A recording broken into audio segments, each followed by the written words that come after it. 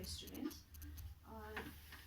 जुन चाहिँ हामी फर्स्ट च्याप्टरमा जियोग्राफी एज अ डिसिप्लिनमा हामीले के डिस्कस गर्दै थियो भन्दाखेरि ब्रान्चेस अफ जियोग्राफी है।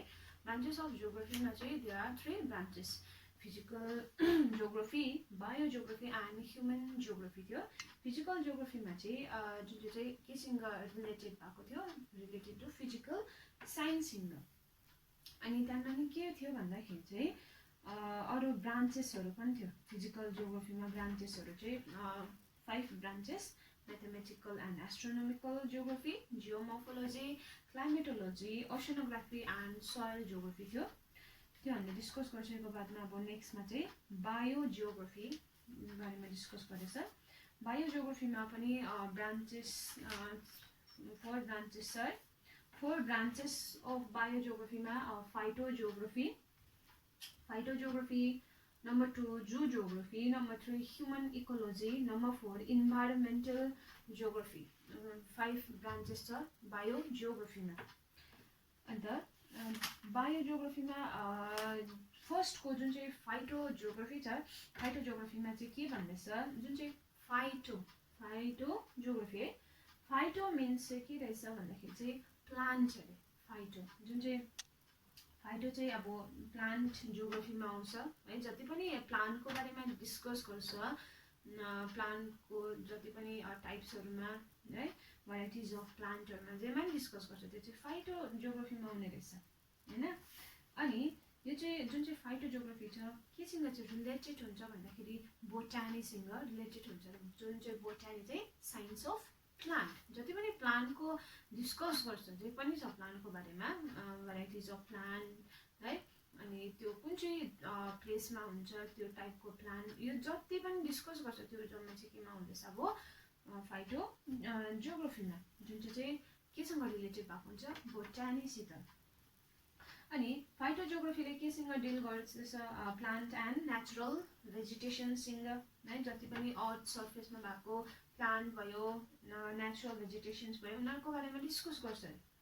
अनि अरू के पनि डिस्कस गर्छ भन्दाखेरि जति पनि त्यहाँनिर भेराइटिज भयो प्लान्टको है, प्लान्टको भयो, भेजिटेसन्सहरूको बारेमा भेराइटिज भयो। अनि त्यही भेराइटिज अफ प्लान्ट एन्ड भेजिटेसन्स चाहिँ केसँग रिलेटेड छ, कोसँग चाहिँ रिलेटेड भएर चाहिँ त्यहाँनिर सर्भाइभ गरेको छ, लाइक वेदरसँग भयो, क्लाइमेटसँग, उनीहरूसँग के गरेर रिलेटेड भएर चाहिँ के गरेको छ, त्यहाँनिर सर्भाइभ गरिरहेको छ। यो जति पनि डिस्कस गर्छ है, relation between natural vegetation and climate, plants and weather, यो बारेमा पनि डिस्कस गर्छ भनेर भनेको छ जुन चाहिँ फाइटो जियोग्राफीले। अनि नट ओन्ली वेदर एन्ड क्लाइमेटसँग रिलेटेड भएर अरू केसँग रिलेटेडको बारेमा बताउँछ भन्दाखेरि सोइलको बारेमा है, ल्यान्डको बारेमा, अनि उनीहरूको टाइप्सको बारेमा, अनि जति पनि प्लान्टको इकोनोमिक भेल्युजहरू, इकोनोमिक इम्पोर्टेन्सहरू छ त्यसको बारेमा पनि, अनि जुन चाहिँ नेचुरल भेजिटेसन्स प्लान्टको चाहिँ कस्तो चाहिँ त्यहाँनिर इन्फ्लुएन्स गरेको छ ह्युमन बिङमा भन्ने, योहरू पनि डिस्कस गर्छ अरे। अनि जति नै बोटानी अघि भनेको छ साइन्स अफ प्लान्ट भनेर है, बोटानीको बारेमा जति पनि स्टडी गर्छ त्यहाँबाट चाहिँ के पाउँछ अरे भन्दाखेरि फर्मेसन्स अफ प्लान्ट कसरी फर्म भएको छ, भेजिटेसन कसरी फर्म भएको छ, अनि त्यहाँनिर डोमिनेन्स अफ मतलब रिलेसन्स अफ लाइट, सनलाइटहरूको बारेमा है यो, अनि त्यहाँदेखि रेनफल, मोइस्चर्स भयो, physical and chemical compositions with plant भन्नेहरू, यो जम्मै चाहिँ केबाट डिस्कस गर्नु सक्छ, थ्रु बोटानी भनेर भन्दैछ। अनि यो जति पनि छ थ्रु बोटानीबाट डिस्कस गरेको छ, relation between plant and weather, climate, soil है, अनि टेम्परेचर, मोइस्चर्स भनेदेखि यो जम्मै चाहिँ केमा आउँदैछ, अब थ्रु बोटानीबाट डिस्कस गर्दैछ। एज अ होल चाहिँ केमा आउँदैछ, अब फाइटो जियोग्राफीमा आउँदैछ भन्दैछ। अनि यो चाहिँ फाइटो जियोग्राफीको थियो। अब नेक्स्टको चाहिँ जू जियोग्राफी। फाइटो भनेको जति पनि प्लान्टको बारेमा डिस्कस गर्छ, प्लान्ट स्पिसिसको बारेमा जति पनि स्टडी गर्छ थ्रु बोटानी, त्यो चाहिँ फाइटो जियोग्राफीमा थियो। अब नेक्स्ट चाहिँ छ जू जियोग्राफी। जू जियोग्राफीमा चाहिँ के आउँछ अरे भन्दाखेरि जति पनि एनिमल्स भयो है, animals organisms all over the earth सर्फेसको जति नै एनिमल्स भयो अर्गानिजम्स भयो उनीहरूको डिस्कस जुन चाहिँमा गर्छ त्यो चाहिँ केमा हुन्छ जू जियोग्राफीमा। अनि यो जू जियोग्राफीबाट चाहिँ के को बारेमा डिस्कस गर्न सक्छ भन्दाखेरि जति नै अर्थ सर्फेसमा भएको एनिमल्स अर्गानिजम्सहरू चाहिँ कसरी चाहिँ त्यहाँनिर अडप्टेसन त्यहाँको इन्भाइरोमेन्टसँग कसरी चाहिँ रिलेटेड भएर त्यहाँनिर अडप्टेसन गरिरहेको छ, त्यहाँनिर कसरी सर्भाइभ गरिरहेको छ भनेर चाहिँ यो बारेमा चाहिँ स्टडी गर्छ अरे। अनि त्यहाँको अर्गानिजम्स एनिमल्सहरूले ह्युमन एक्टिभिटिजमा पनि कस्तो खालको इन्फ्लुएन्स पारेको छ भनेर नि डिस्कस गर्छ भन्दैछ। अनि जुन चाहिँ जुलोजी छ, जुलोजी चाहिँ के को बारेमा डिस्कस गर्छ अरे ओरिजिन अफ एनिमल्सको बारेमा है। अनि जुलोजीले चाहिँ के को बारेमा डिस्कस गर्दैछ ओरिजिन अफ एनिमल्सको बारेमा। अनि जति पनि त्यहाँको एनाटोमी छ जुन चाहिँ फिजिकल स्ट्रक्चर अफ एनिमल्सहरू भयो है, अनि उनीहरूको एडप्टेसन कसरी हुँदैछ त्यहाँनिर कसरी सर्भाइभ गर्दैछ इन्भाइरोमेन्टसँग मिलेर, यो चाहिँ केबाट डिस्कस गर्नु सक्छ जुलोजी, जुलोजीबाट स्टडी गर्छ।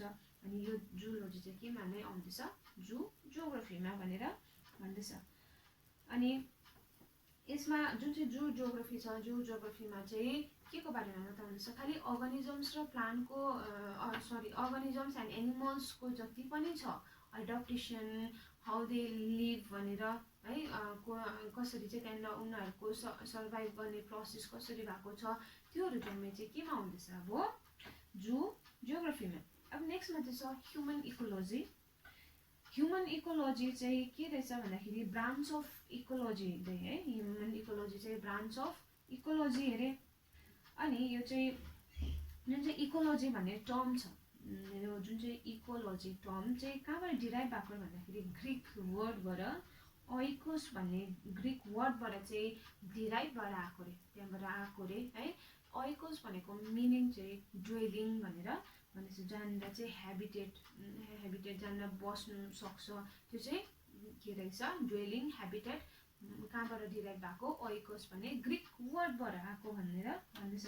अनि लोगोस भनेको मिनिङ चाहिँ के रहेछ स्टडी अफ त्यसको बारेमा स्टडी गर्नु, जति पनि त्यहाँनिर कसरी चाहिँ त्यहाँनिर सर्भाइभ गरिरहेको छ कसरी बसेको छ कहाँ बसेको छ त्यसको बारेमा जति पनि स्टडी गर्छ त्यो चाहिँ केमा आउँदैछ इकोलोजीमा आउँदैछ।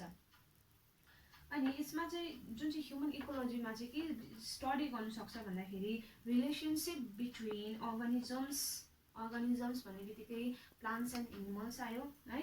अनि उनीहरूको चाहिँ अर्गानिजम्स र इन्भाइरोमेन्टको चाहिँ रिलेसनसिप कसरी चाहिँ त्यहाँनिर बनिएको छ भनेर चाहिँ यसको बारेमा डिस्कस चाहिँ ह्युमन इकोलोजीबाट गर्नु सक्छ भन्दैछ।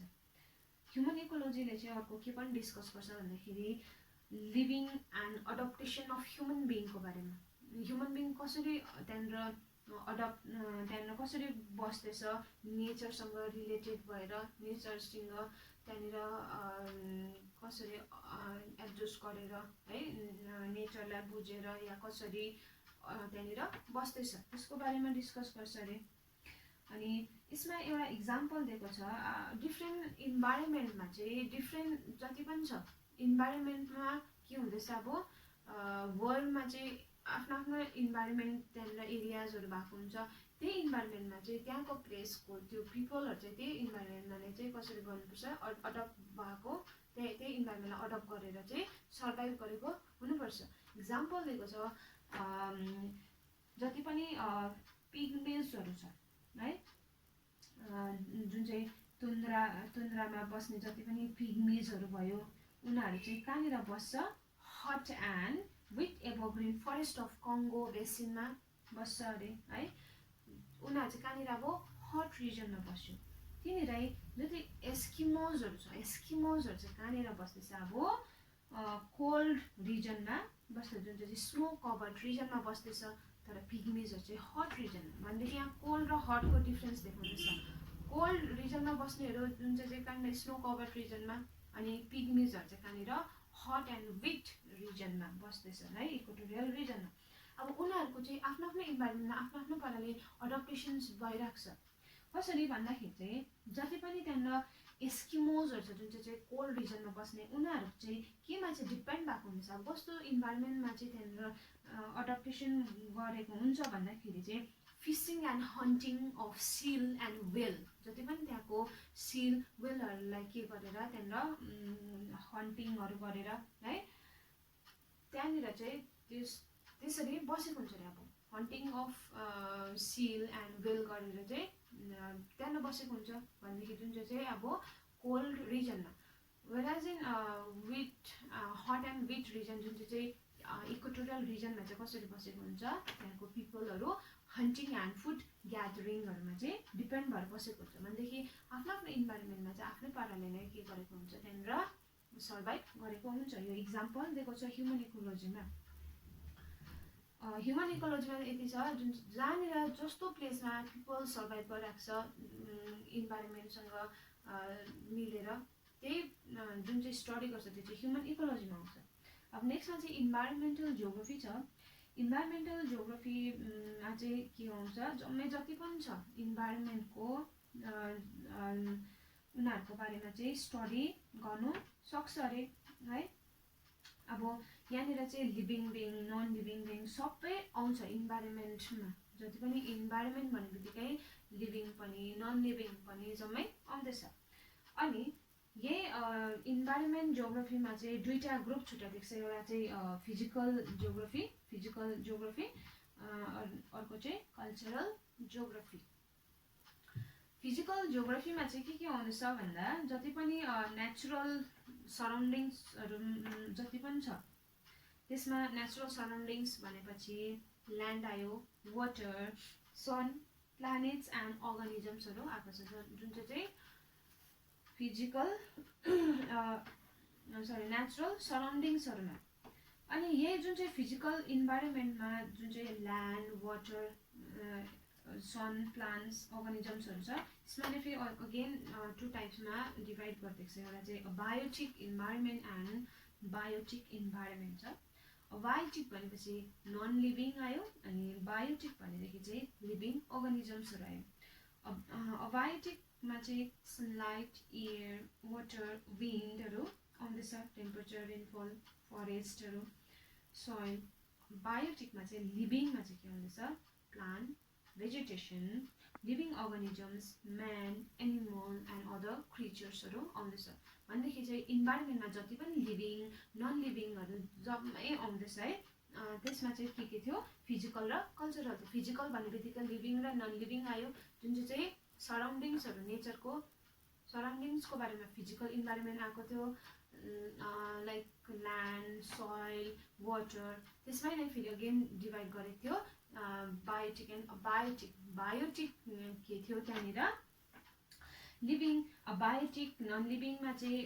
अबायोटिकमा चाहिँ कुन चाहिँ आउँदै थियो ल्यान्ड सनलाइट रेनफल बायोटिकमा चाहिँ लिभिङ बिङमा प्लान्ट अर्गानिजम्स एनिमल्सहरू अब फिजिकल जियोग्राफीको सक्यो अब कल्चरल जियोग्राफीमा चाहिँ के छ भन्दाखेरि चाहिँ जति पनि म्यान मेड जति पनि छ म्यान चाहिँ इन्भाइरोमेन्टसँग चाहिँ रिलेटेड भएर चाहिँ त्यहाँ कसरी सर्भाइभ गरेको छ त्यसमा चाहिँ के आउँछ भन्दाखेरि सोसाइटी सिभिलाइजेसन यो चाहिँ कल्चरल जियोग्राफीमा आउँदैछ अनि यसमा मेन कम्पोनेन्ट्स के छ अब कल्चरल जियोग्राफीको भन्दाखेरि people population social political organisations education science and culture भनेर भन्छ जति पनि छ जम्मै चाहिँ इन्भाइरोमेन्टल जियोग्राफीमा आएको छ जुन चाहिँ फिजिकल र कल्चरल जियोग्राफी फिजिकल भन्ने बित्तिकै जति पनि नेचरमा भएको छ सराउन्डिङ्सहरू कल्चरल चाहिँ जुन चाहिँ म्यान चाहिँ